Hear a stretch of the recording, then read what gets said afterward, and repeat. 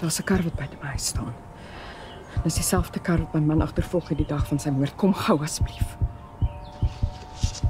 Adri! Mevrou Joubert, wag, asseblief. Bly weg van my af.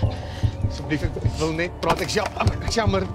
Ek wil net gesels. Ek is jammer. Bly waar jy is, hoor jy? Ek is jammer. Ek kan sien hoeveel skade ek vir julle veroorsaak het.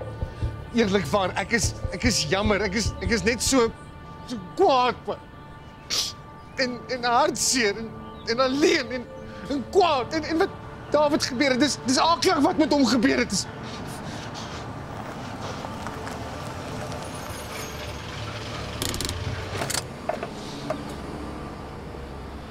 Alles reg, mevrou? Ja, nee, alles is fyn. Alles is onder beheer. Skus, ek wou jou nog gebel het. Jy is vinnig, né? Reg so. Goeiedag. Meneer.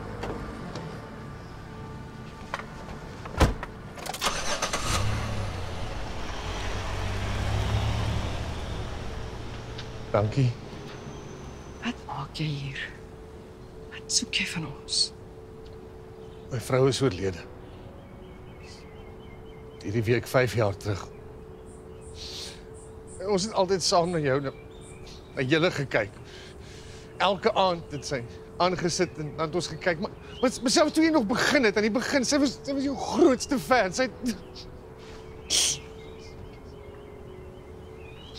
Wat het gebeur?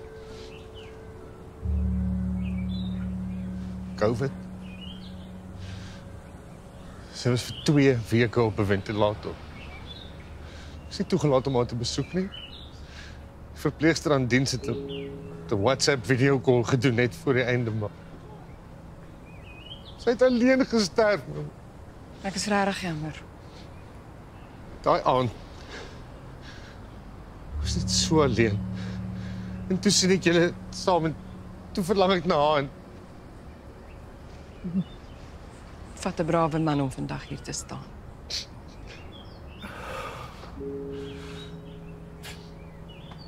Jammer oor jou koffie. Ag, dis oké. Drink in elk geval te veel.